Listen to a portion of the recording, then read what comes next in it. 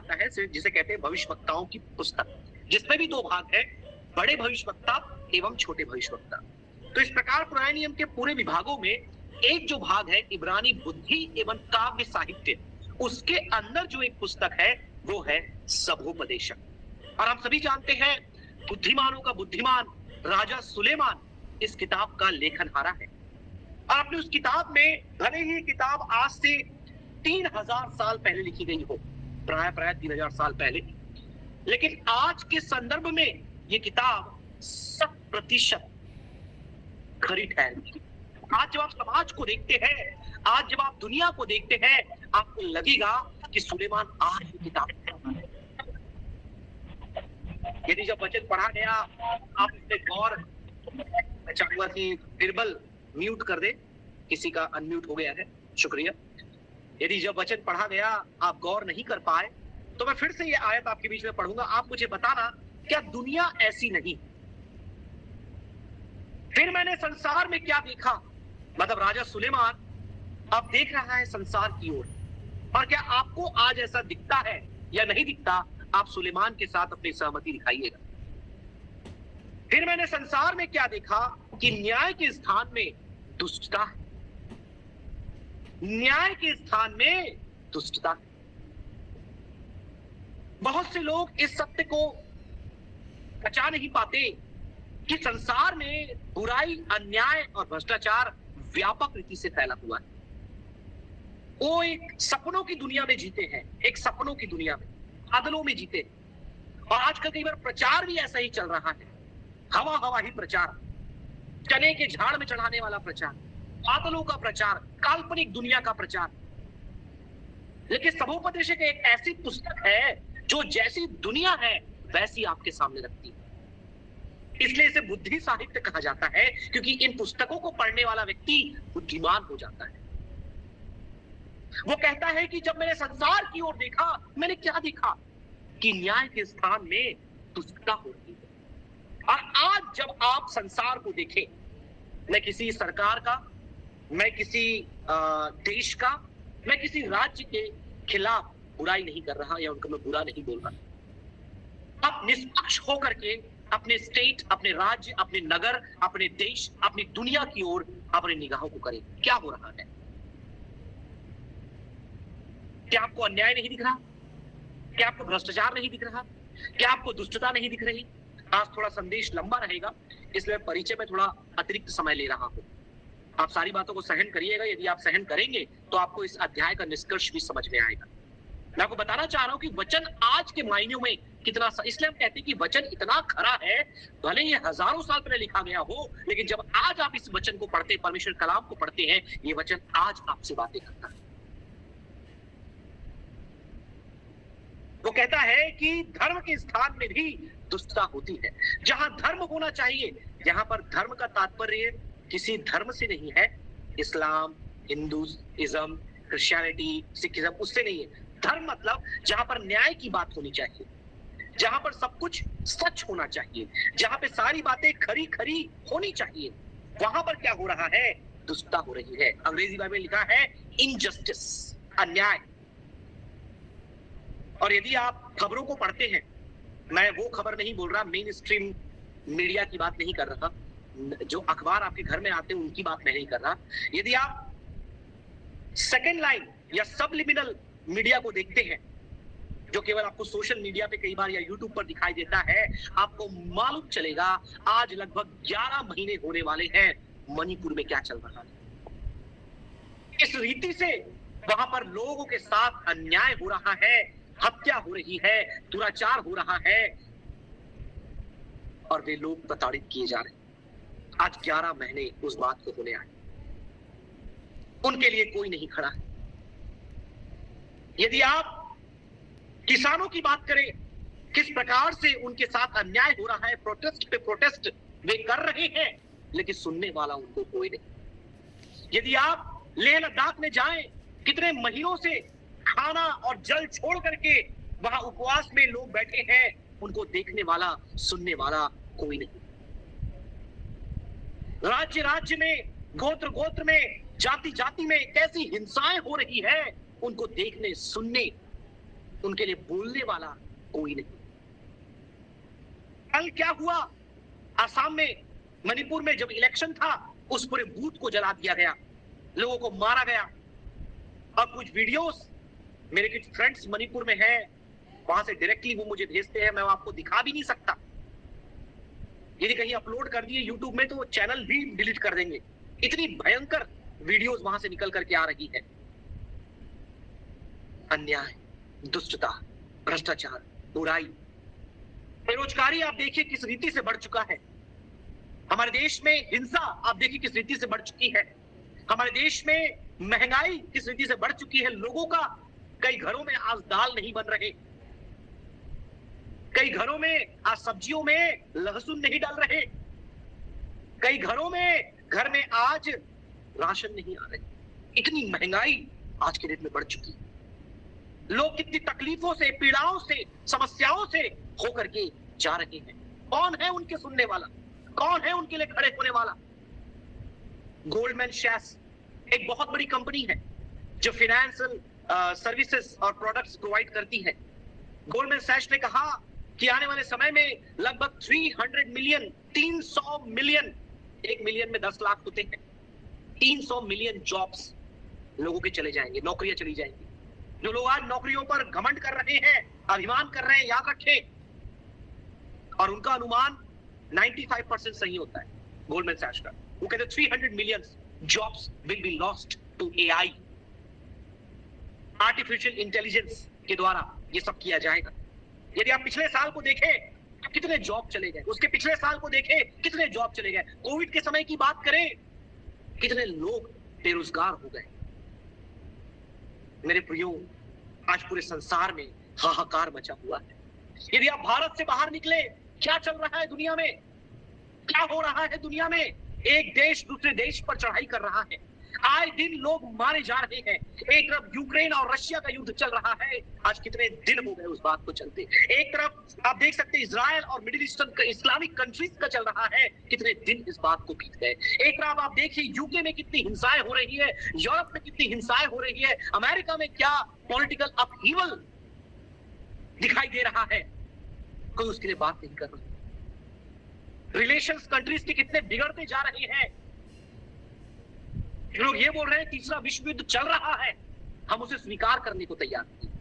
Third world war is already around the corner, लेकिन हम उसे स्वीकार करने को तैयार नहीं। मेरे प्रियो, कल इतना अनिश्चित दिखाई दे रहा है, हमें मालूम नहीं। और ये बुराइयां, ये दुष्टता, इसके बारे में हजारों साल पहले सुलेमान ने कह दिया कि जब मैंने आंखें उठाकर देखी, मुझे बुराई बुराई। यदि आप एक ऐसे व्यक्ति हैं जो गड्ढा खोदकर सिर उसमें डाल करके बैठे हैं, तो ये सारी बातें आपको समझ में नहीं आएगी। जैसे कि होता है ना, जब दुश्मन आता है तो जो शुतुरमुर्ग होता है वो गड्ढा खोद के मुंडी उसके अंदर डाल देता है, उसको लगता है कि अरे मैं तो बच गया, खतरा है ही नहीं। और कई लोग, मसीह लोग ऐसी गड्ढे के अंदर बैठे हुए हैं, उन्हें पता नहीं दुनिया में क्या चल रहा है, देश में क्या चल रहा है, और भविष्य हमारे लिए क्या रखा है, लोगों को मालूम ही नहीं। ये सारी बातें आपको इसलिए बता रहा हूं कि आप केवल ना जागरूक हो जाए इन बातों के लिए, लेकिन आप प्रार्थना करें। और यहां सुलेमान एक बहुत दिलचस्प बात कहता है, एक एक आयत दर आयत हम धीरे धीरे आगे बढ़ेंगे। और मैंने भाई अभिषेक से कहा भी था कि अगर पावर पॉइंट दिखा पाए तो बहुत अच्छा रहेगा। उन्हें स्लाइड सेंड भी कर दिया था, उन्होंने कहा कि किसी को बोलेंगे अगर रिफ्लेक्ट हो तो बहुत अच्छा रहेगा आपके लिए। आप बहुत बढ़िया, थैंक यू। स्लाइड आपके सामने है। तो मैंने इस संदेश का जो शीर्षक है इस प्रकार से दिया है, a fair response to an unfair world. पहले स्लाइड में आ जाए। A fair response to an unfair world. एक अन्यायपूर्ण संसार के प्रति हमारा न्यायोचित प्रत्युत्तर। एक अन्यायपूर्ण संसार के प्रति हमारा न्यायोचित प्रत्युत्तर। और पहला पॉइंट जो मैं आपके बीच में रखना चाहूंगा, जो मैंने आपके बीच में अभी रखा, वचन 16 और 17 में, स्लाइड नंबर 3, वहां पर क्या लिखा है? संसार का दृश्य। संसार का दृश्य कि किस प्रकार से आज संसार बुराइयों से, भ्रष्टाचार से, समस्याओं से, स्लाइड नंबर 3, से भरा हुआ है, पोर्ट्रेयल ऑफ द वर्ल्ड।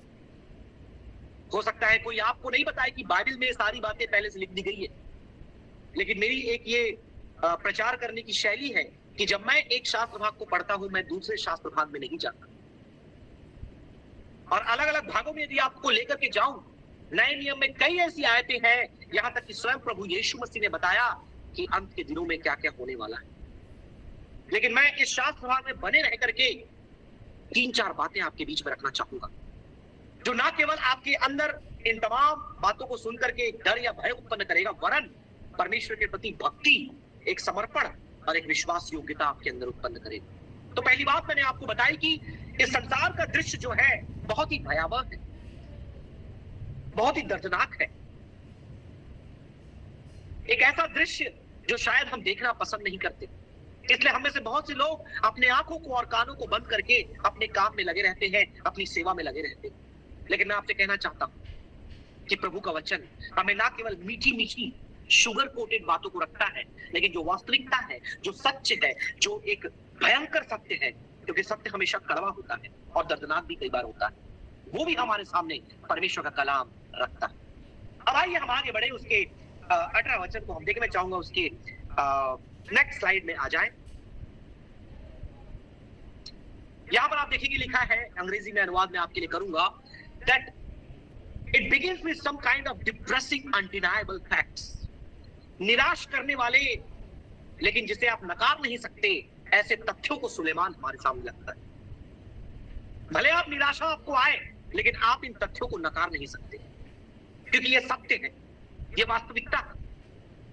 आज आप देख सकते हैं कि कोर्ट में क्या चल रहा है, आप देख सकते हैं इलेक्शन कमीशन क्या कर रहा है, आप देख सकते हैं एनफोर्समेंट डायरेक्टोरेट क्या कर रहा है, आप देख सकते हैं प्रशासन क्या कर रहा है, आप देख सकते हैं जो ऊपर बैठे अधिकारी हैं वो सब क्या कर रहे हैं। करप्शन हर एक स्थान में व्यापक रीति से देखा जा रहा है, इनजस्टिस, अन्याय हर जगह फैला हुआ है। ये बहुत ही कड़वा सत्य है, लेकिन ये वास्तविकता है। लेकिन जब आप आगे बढ़ेंगे, उसके दूसरे पॉइंट में आप आते हैं, 18 से लेकर 20 वचन तक मैं आपके बीच में रखना चाहूंगा, मैं पढ़ना चाहूंगा आपके लिए। जो दूसरा पॉइंट है, पहली बात मैंने आपको बताई, the portrayal of the world, दुनिया का दृश्य आपके सामने जो बहुत भयावह है। अब आगे बढ़ते हैं, उसके दूसरे बिंदु में हम आते हैं, सेल्फ एक्सपोजर एंड कंपैरिजन, आत्म प्रदर्शन और तुलना। उसके नेक्स्ट स्लाइड में आ जाए। 18 से 20 वचन मैं आपके लिए पढ़ना चाहूंगा, कोई हो तो कमेंट में डाल दें, अच्छा रहेगा, और डाल भी दिए हैं, यदि आप चाहें तो जाकर उसे पढ़ सकते हैं। 18 वचन में लिखा है, मैंने मन में कहा यह इसलिए होता है कि परमेश्वर मनुष्यों को जांचे कि वे देख सके कि वे पशु के समान। मेरे प्रियो, परमेश्वर ने मनुष्य को अद्भुत रीति से बनाया था। यदि आप अदन की वाटिका में जाएं, परमेश्वर ने मनुष्य को पाक, पवित्र, ईमानदार, अपने स्वरूप और समानता में बड़ी ही खूबसूरती के साथ बनाया था। अपनी आत्मा उसके अंदर फूका। लेकिन जब मनुष्य ने पाप किया, गुनाह किया, अपराध किया, परमेश्वर के खिलाफ वे लोग खड़े हो गए। मैं प्रभु का धन्यवाद करता हूं, लगभग 80-90 लोग जुड़ चुके हैं। मेरा ये विश्वास है कि परमेश्वर अपने वचन के द्वारा आज हम में से हर एक से वार्तालाप करने पाए। बेटा कुर्सी लेके आना। तो परमेश्वर ने अदन की वाटिका में इंसान को बिना किसी भ्रष्टाचार के, बिना किसी बुराई के, बिना किसी गुनाह के एक शुद्ध, पवित्र, पाक अपने स्वरूप और समानता में बनाया। लेकिन मनुष्य परमेश्वर की आज्ञा का उल्लंघन करके, पाप करके, पापों से अपने जीवन को बर्बाद करके क्या बन गया? पशु के समान बन गया। इसलिए सुलेमान राजा वहां कहता है कि मनुष्य पशु के समान है। ये किनके लिए कहा जा रहा है? ये उनके लिए कहा जा रहा है जो संसार में बुराई और भ्रष्टाचार को फैला रहे हैं। आपको लगा होगा, अरे सुलेमान ने हमें पशु कैसे बोल दिया? मेरे प्रियो, बाइबल बताती है कि सब पापी एक भी धर्मी नहीं। परमेश्वर ने मनुष्य को पवित्र बनाया, लेकिन गुनाह करके, परमेश्वर की महिमा से गिर करके हम पशु समान परमेश्वर से दूर हो गए, गुनाहगार हो गए और पापी हो गए। और हमारे पाप ने हमें परमेश्वर से दूर किया, और हमारे पाप ने आज दुनिया में भ्रष्टाचार बुलाया। और पिछले बार हमने देखा था कि पैसों का लालच और लोभ सारी बुराई का जड़ है, सारे भ्रष्टाचार का जड़ है।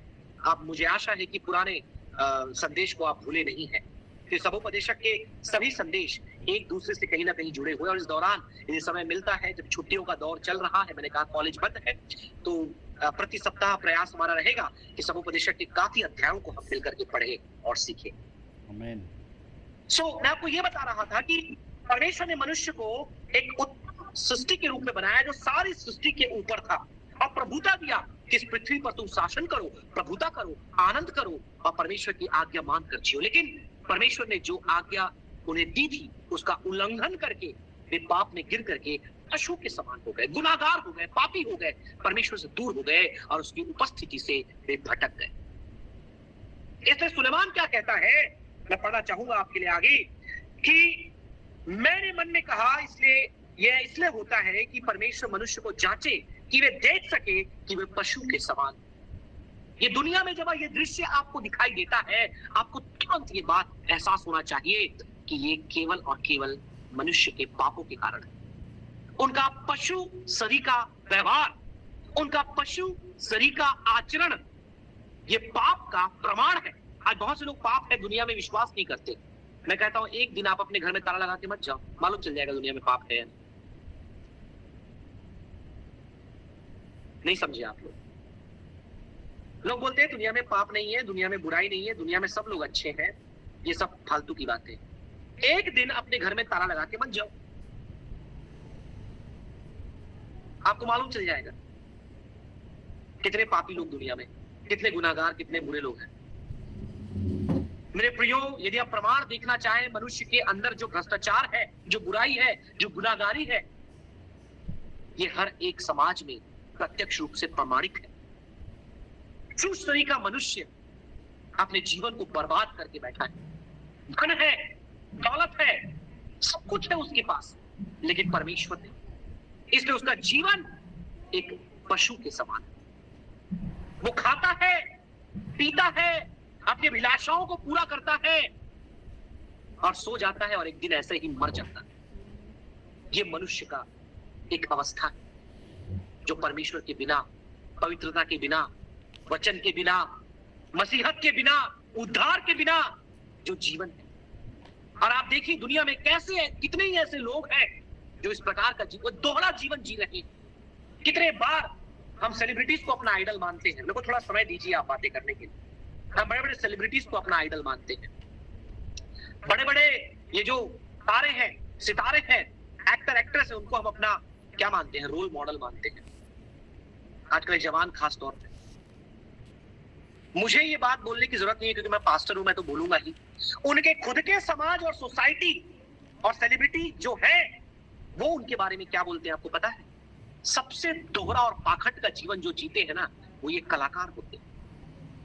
इनका जीवन अंदर से खोखला और बुराइयों से भरा हुआ होता है। और मैंने नहीं, यूट्यूब पे कई फिल्म स्टार जो आज उस दुनिया में नहीं है वो बताते हैं कि जब उस पार्टीज में वो जाते हैं, जब उस फंक्शंस में वो जाते हैं, जितना सुंदर उनका रूप, स्वरूप, आचरण, कैरेक्टर, गुण फिल्मों में दिखाया जाता है, उतने ही बुरे, गंदगी, भ्रष्टाचार, अश्लीलता, बुराइयां उनके जीवन में दिखाई देती। हम तो उन्हें पर्दे पर देखते हैं, हम उन्हें रील्स में देखते हैं, लेकिन रियल लाइफ और रील की लाइफ दोनों ही अलग। कुछ लोग नशे में चूर हैं, कुछ लोग विचार में चूर हैं, कुछ लोग पैसे के उस कहना चाहिए कि भूख में चूर हैं। और उनका जीवन आप देखिए, इनमें से अधिकतर लोग या तो सुसाइड से मर जाते हैं या अति शीघ्र इनका जीवन किसी प्रकार की बुराई का शिकार हो जाता है। कितने फिल्म स्टार क्या मैं नाम आपके सामने रख सकता हूं। और इनके अपने साथी जो ना तो मसीह है ना तो प्रभु को जानते हैं, इनके बारे में आज यूट्यूब पर खुलासा कर रहे हैं, जो खुद उनके साथ उठते और बैठते हैं। मेरे प्रियो, ये जीवन पशु के समान नहीं है तो और क्या है? पैसा है, ख्याति है, पहुंच है, अच्छा घर है, कपड़े हैं, महंगे से महंगे ब्रांड्स उनके पास है, लेकिन इनका जीवन कैसा है? पशु के समान। क्योंकि सच्चाई को नहीं जानते, सच्चाई से वो दूर है, उनके जीवन में वास्तविकता नहीं है और उनकी श्रद्धा भी एक दिखावा है, ताकि उससे कुछ और फॉलोवर्स वो ले ले। और आपको जानकर आश्चर्य होगा कि आज सबसे बड़ा जो टैग, जो लेबल आज सबसे बड़े प्रधान मुखिया पर लगाया जा रहा है वो है झूठ का। बोलते हैं इससे बड़ा झूठा आज तक ना कोई बना ना कोई है। मैं नाम नहीं लेना चाहूंगा, लेकिन आप समझ सकते हैं जब मैं झूठा बोल रहा हूं या झूठ बोलने वाला बोल रहा हूं वो कौन है। और सबसे ज्यादा मंदिर में, सबसे ज्यादा पवित्र स्थानों में, सबसे ज्यादा श्रद्धालु स्थानों में, सबसे ज्यादा तीर्थ यात्रा में जाने वाला वही आदमी है। सबसे ज्यादा चढ़ावा देने वाला वही आदमी, और सबसे ज्यादा झूठ का एक नाम कमाने वाला वही आदमी। और मैं नहीं बोल रहा, मैंने आज तक कभी पब्लिकली नहीं बोला, उनके अपने लोग ही बोल रहे हैं, उनके अपने समाज के लोग, अपने कौम के लोग, अपने पार्टी के लोग, सब बोल रहे हैं। ये जीवन पशु शरीर का नहीं है तो क्या है, आप मुझे बताइए। कई बार आपको बुरा लगा, सुलेमान हमें पशु कैसे बोल रहा है, लेकिन अपने जीवन को आप जांचें। अगर आपको बुरा लग रहा है तो अच्छी बात है, आपको अच्छा लग रहा है तो भी अच्छी बात है। यदि अच्छा लग रहा है तो आप पशु शरीर का जीवन से बाहर निकल चुके हैं। यदि बुरा लग रहा है तो कहीं ना कहीं पशु शरीर का जीवन आज भी हमारे अंदर है। मेरे प्रियो, प्रभु का वचन जैसे कई लोग हमेशा आपको दिखाते हैं मीठा मीठा नहीं है, ये कड़वा है, ये सत्य है, ये हमें काटता और छाटता है। और हमें जरूरत है कि उस वचन को हम अनुमति दें कि हमारे अंदर वो वचन काम करे।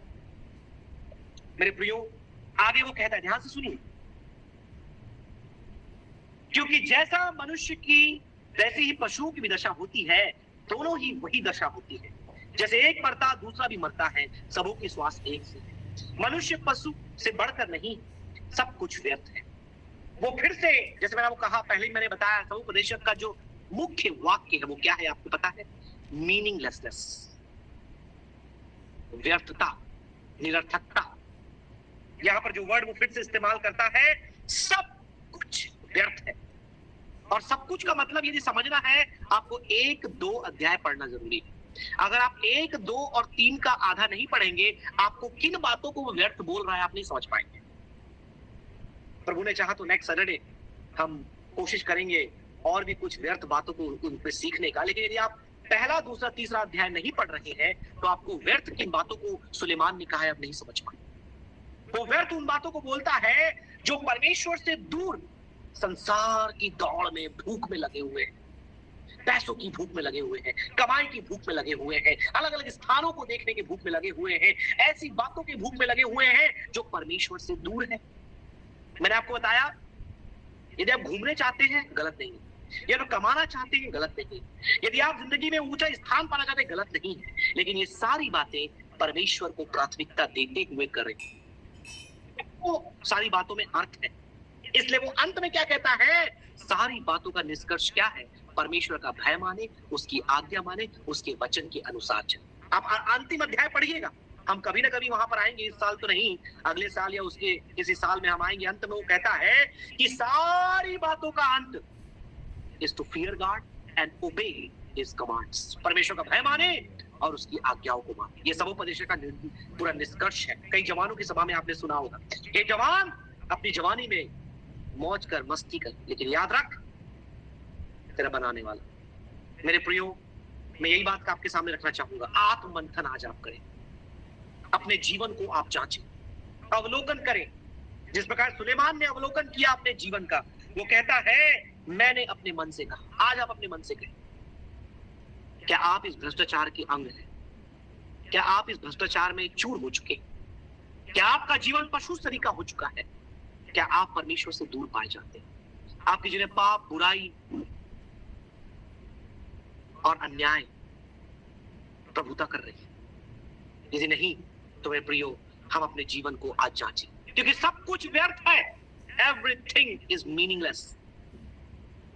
और यदि हम अपना मन इसमें लगाएंगे तो हम भी इसमें के समान ही हो जाएंगे। लेकिन हमें अपना मन, अपना जीवन परमेश्वर में आश्रित करना है, उस पर निर्भर होना है, उसकी बातों में हमें आगे बढ़ना है। क्योंकि आगे वो एक और सुंदर बात कहता है, उसके तीसरे पॉइंट में आ जाए, नेक्स्ट स्लाइड में आ जाए, मैं पढ़ना चाहूंगा, लिखा है वहां पे,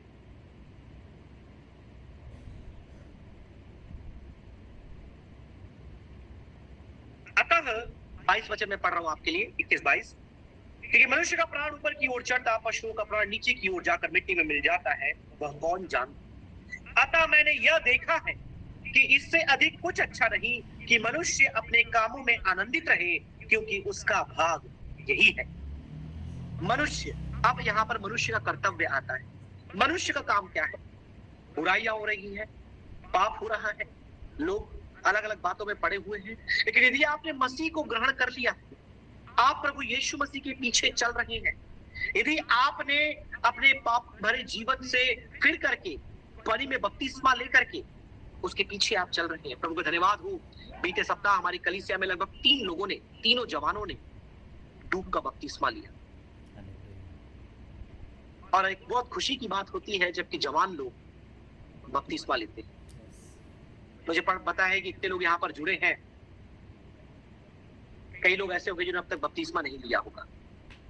मैं आज आपसे यही आग्रह करना चाहूंगा कि मनुष्य का कर्तव्य पहचाने। यदि आपने अब तक परमेश्वर को अपना जीवन सौंपते हुए बपतिस्मा नहीं लिया है, जल में साक्षी लेकर के अपना जीवन प्रभु को नहीं दिया है, तो आज जब आपके लिए प्रार्थना होती है, अपने जीवन को आप समर्पित करें और प्रार्थना करें कि प्रभु आपको ऐसा मन दे, ऐसा बोझ दे कि आप डूब का बपतिस्मा ले नहीं पाए। क्योंकि यदि आप विश्वास करते और बपतिस्मा आपने नहीं लिया, तो आपने मसीह की या बाइबल की आज्ञा को पूरा नहीं किया। इसलिए याद रखें, आज कई पासबान, कई कलीसियाओं में तो अलग शिक्षाएं चल रही है, बपतिस्मा लेने की जरूरत नहीं है, बिना बपतिस्मा के हम प्रभुभोज ले सकते हैं, और कई कलीसियाओं पर प्रभुभोज दे भी रहे हैं।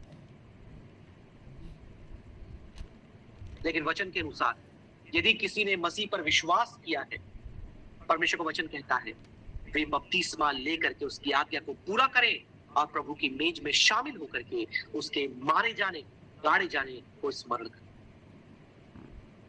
मनुष्य का कर्तव्य क्या है? मनुष्य का कर्तव्य 12 अध्याय 7वां वचन यदि आप पढ़ेंगे, वहां पर वो लिखता है मनुष्य का कर्तव्य क्या है।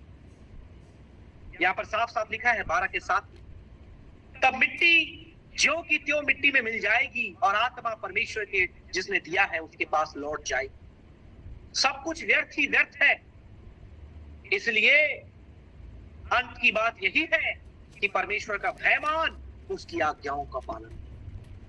मेरे प्रियो, दुनिया में सारी प्रकार की बुराइयां फैली हुई है, लेकिन आपका कर्तव्य क्या है? आपका काम क्या है? आपके साथ भी हो सकता है अन्याय हो रहा हो, क्योंकि जब आपके पड़ोसी के साथ अन्याय हो रहा है तो आपके साथ भी होगा। यदि आज नहीं हो रहा तो कल होगा, यदि आज नहीं हो रहा तो कल हुआ हो। कभी ना कभी आप इस प्रकार के अन्याय के दौर से होकर गए होंगे, लेकिन वचन में लिखा है मनुष्य का कर्तव्य यही है कि जब तक वह मिट्टी में ना मिल जाए, परमेश्वर का भय माने, उसकी आज्ञा को माने, उसके पीछे चले। और आज ऐसे दौर में हम आ चुके हैं प्रियो। इस सप्ताह रविवार के दिन अपने कलीसिया में संदेश को मैंने दिया कि बहुत से जवान आज परमेश्वर पर विश्वास नहीं करते, परमेश्वर के अस्तित्व पर विश्वास नहीं करते। यदि कभी समय मिले तो परमेश्वर के अस्तित्व के ऊपर हम वचन को सुनेंगे। भजन 14 अध्याय से हम परमेश्वर के कलाम को सुनेंगे। कई लोग जो विश्वास नहीं करते या मानते नहीं कि परमेश्वर है, कैसे, क्या क्या प्रमाण हमारे पास है मानने के लिए, हम कभी वचन को सुनेंगे। लेकिन आप अपने कर्तव्य को ना भूले। पहली बात मैंने आपको बताई, the portrayal of the world, इस दुनिया के दृश्य को मैंने आपको दिखाया, कितनी बुराई, भ्रष्टाचार, दुराचार से भरा हुआ है। दूसरी बात मैंने आपको बताई कि आप अपना आत्ममंथन करें कि क्या आप पशु के समान हैं, क्या आप परमेश्वर से दूर हैं। और तीसरी बात, अपने कर्तव्य को आप कभी ना भूलें कि आप परमेश्वर की आज्ञा को माने, उसके वचन को माने। और एक खूबसूरत बात सुलेमान यहाँ पर कहता है, केवल निराश नहीं करता आपको, लेकिन एक खूबसूरत बात कहता है। उस बात को आप छोड़े ना, मैं इसलिए फिर से पढ़ना चाहूंगा, हो सकता है आप मिस कर दिए हो। वहां पर लिखा है, इससे कुछ अच्छा नहीं कि मनुष्य अपने कामों में आनंदित रहे। आमीन, हालेलुया। मनुष्य अपने कामों में आनंदित हो। Praise the Lord. ये बहुत सुंदर बात लिखी है। बुराई है, भ्रष्टाचार है, दुराचार है, अन्याय है, सब कुछ चल रहा है, लेकिन आप सिर पकड़ के तो ऐसा ना बैठे। बचपन में बोलते हैं सिर पर हाथ मत रखा करो, खाते समय सिर में ऐसा हाथ मत रखो, कभी भी सिर में ऐसा हमेशा बोलते हैं, क्योंकि ये एक निराशा का प्रतीक है, ये हतोत्साहना का प्रतीक है। सुलेमान भी यही कहता है, सारी बातें मैं तुमको बता दी, लेकिन तुमको इसलिए नहीं बताई कि तुम सिर पे या हाथ पे हाथ रख करके बैठ जाओ और सोच रहे हो प्रभु अब क्या होगा। वो कहता है मनुष्य कर्तव्य क्या है, परमेश्वर की बातों को माने, आज्ञा को माने, और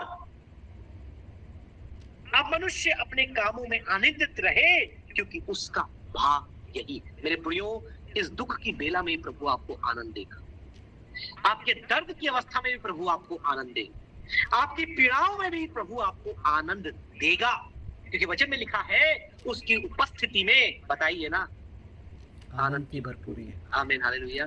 यदि वचन आपको याद है तो आप लिख सकते हैं। अब मैं धन्यवाद करता हूं बहन पायल का, जिन्होंने अच्छी आराधना में हमारी अगुवाई की।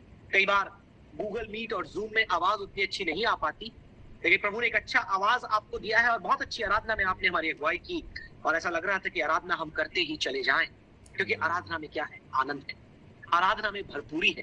जब परमेश्वर की उपस्थिति में आकर उसकी महिमा, उसकी स्तुति, उसकी आराधना, प्रार्थनाएं आप करते हैं, वो आपके दिल को आनंद और खुशियों से भर देता है। आपके चेहरे में मुस्कुराहट आ जाती है, आप अपने फिक्रों को, चिंताओं को दरकिनार कर देते हैं। किसके जीवन में चिंता नहीं है, किसके जीवन में फिक्र नहीं है, किसके जीवन में तनाव नहीं है। किसी के जीवन में पारिवारिक तनाव है तो किसी के जीवन में वर्क प्लेस का प्रेशर, किसी के जीवन में बीमारियां हैं तो किसी के जीवन में कोई अन्य बच्चों को लेकर चिंताएं। लेकिन वचन में क्या लिखा है, अपने कर्तव्यों को ना भूले, अपनी जिम्मेदारियों को ना भूले, कि परमेश्वर की आज्ञा माने, वचन माने, और अपने काम में, जो काम परमेश्वर ने आपको दिया है, जो जीवन प्रभु ने दिया है, उसमें आनंदित रहे। आमीन, हालेलुया।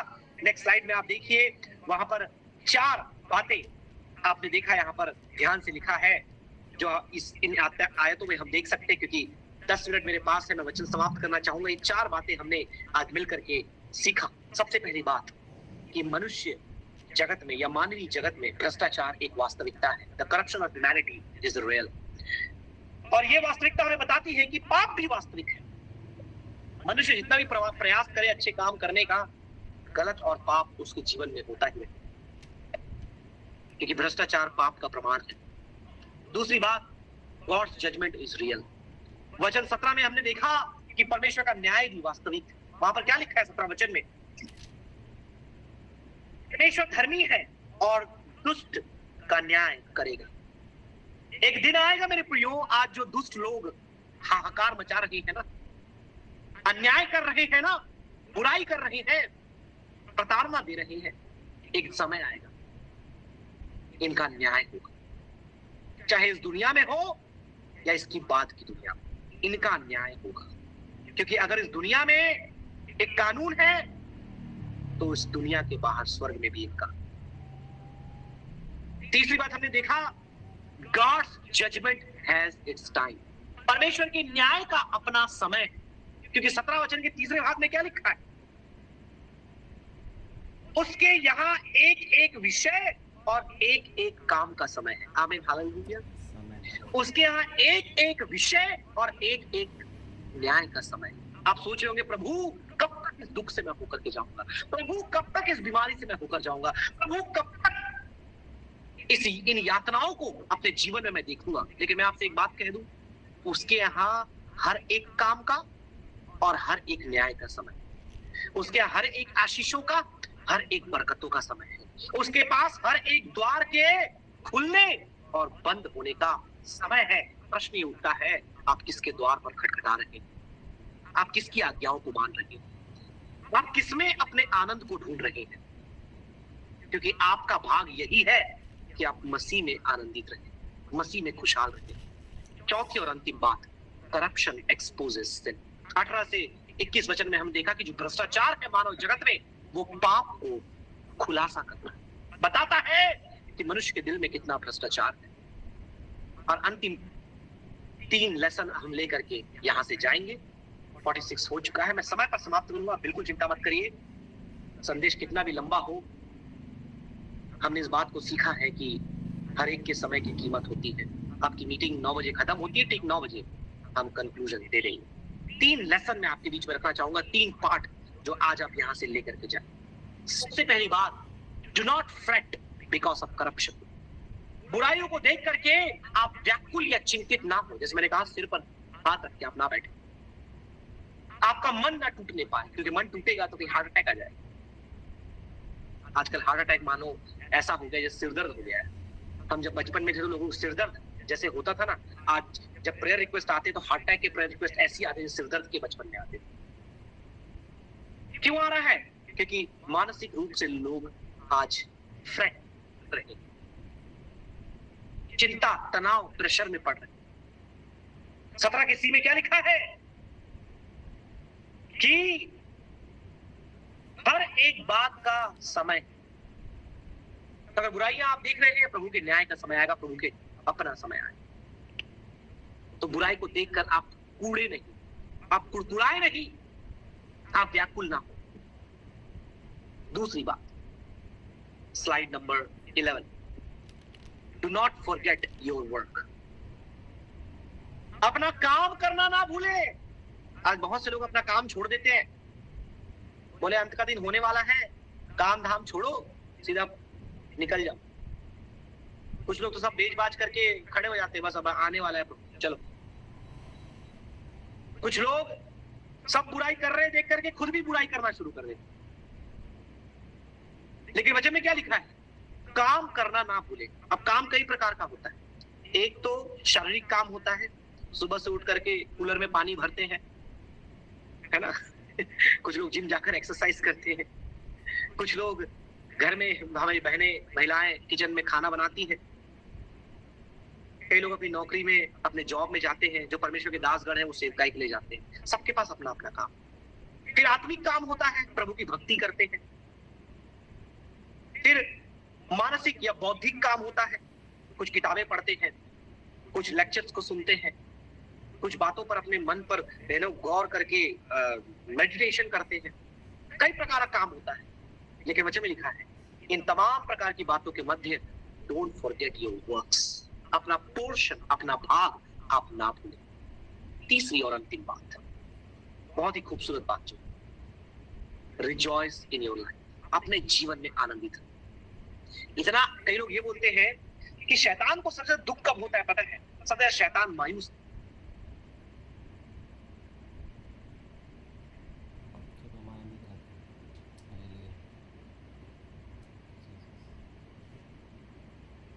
क्यों ना हो, वो प्रभु में आनंदित है, खुश है, आराधना कर रहे हैं, चेहरे में मुस्कुराहट है, इतनी दर्द है, शैतान हिल जाता है। और आपसे जलन रखने वाले भी हिल जाते हैं। आपके चेहरे की मुस्कुराहट में वो ताकत है, आपकी जिंदगी के आनंद में वो बल है। और ये आनंद कहीं और से नहीं, लेकिन याद रखिए, आप एंटरटेनमेंट में, आप अपने फ्रेंड्स के सर्कल में, आप कहीं घूमने फिरने टूरिस्ट प्लेसेस में, कई स्थानों में आनंद और खुशी को ढूंढने के लिए जा सकते हैं। और जाइए, मैं उसके खिलाफ नहीं, फ्रेंड्स के साथ जाइए, घूमने जाइए, सब कुछ करिए, है ना। लेकिन याद रखिए, सच्चा आनंद, सच्ची खुशी केवल परमेश्वर की हुजूरी में। जिस प्रकार से हमारे पासवान डॉक्टर थॉमस हमेशा इस बात को कहते हैं, that happiness depends on happenings but Joy comes from the Lord. खुशियां जो है वो घटनाओं पर निर्भर करती है, लेकिन जो आनंद है वो सदैव बना रहता है और परमेश्वर की ओर से आता है। वो घटनाओं पर डिपेंड नहीं करता, अच्छी और बुरी घटनाओं पर डिपेंड नहीं करता, वो आपके अंदर बना रहता है। वो शांति, वो खुशी आपके जीवन में सदैव बनी रहती है। अंतिम स्लाइड में तीनों बातें एक साथ आपको मिल जाएंगी। अगर आप पूरे प्रचार को भूल गए हो, इतनी आयतों को आप भूल गए हो, केवल ये 3 बातें अपने साथ लेकर जाएं। अपनी जिंदगी की समस्याएं, परेशानियां, तकलीफों को भूल करके परमेश्वर पर भरोसा रखें। चिंतित ना हो, व्याकुल ना हो। ये बुराइयां और बढ़ेंगी। 2047 का मैनिफेस्टो आ गया है। कई लोग कई प्रकार की बातें बोल रहे हैं। मैं इस संदेश को पॉलिटिकल डिबेट नहीं बनाना चाहता, but do not freight but trust in the Lord. भरोसा करें, डू द वर्क्स। जो काम आपके पास है, जो सेवा आपके पास है, जो बुलाहट आपके पास है, वो करते रहो, उसमें ना रुको और सदैव आनंदित रहे। भरोसा करें, अपने काम को करें और सदैव आनंदित। प्रभु इन वचनों के द्वारा आपको बहुत आयत से आशीष दे। प्रभु ने चाहा तो अगले सप्ताह फिर से हमारी मुलाकात होगी एक और संदेश के साथ। और यदि आप भूल गए हैं तो आप वेबसाइट में जा सकते हैं, गूगल पर केवल निखिल राज गुप्ता आप टाइप करें, आपको ब्लॉग मिल जाएगा, सारे संदेश, स्लाइड्स, मैसेजेस आपको वहां मिल जाएंगे। यूट्यूब पर भी आप सुन सकते हैं कि कई बार कुछ संदेशों को जब एक बार हम सुनते हैं हम समझ नहीं पाते, इसलिए कई बार बार बार उन्हें सुनना पड़ता है। तो यदि आप चाहते हैं तो आप ट्रैक कर सकते हैं, लेकिन यदि आपने लिख लिया है, आपके जहन में बैठा है, पवित्र आत्मा मेरी ये प्रार्थना है कि आपको रात्रि के पैरों में इन वचनों के द्वारा बातें करने पाए और आपकी जिंदगी और अधिक मसीह में आनंदित, खुशहाल, भरोसेमंद और क्रियाशील होती चली जाए। पुनः एक बार परमेश्वर के तमाम दासगण जो जुड़े हैं उन सभी का और कलीसिया के विश्वासीगण और जितने भी प्रियजन हैं, आप सभी का मसीह में मेरा अभिवादन। प्रभु आप सबको आशीष दे, सबको जय मसीह की। Praise the Lord, good night, God bless you. Back to brother Matiya. Praise the Lord. Hallelujah, बोले खुदा यीशु मसीह की।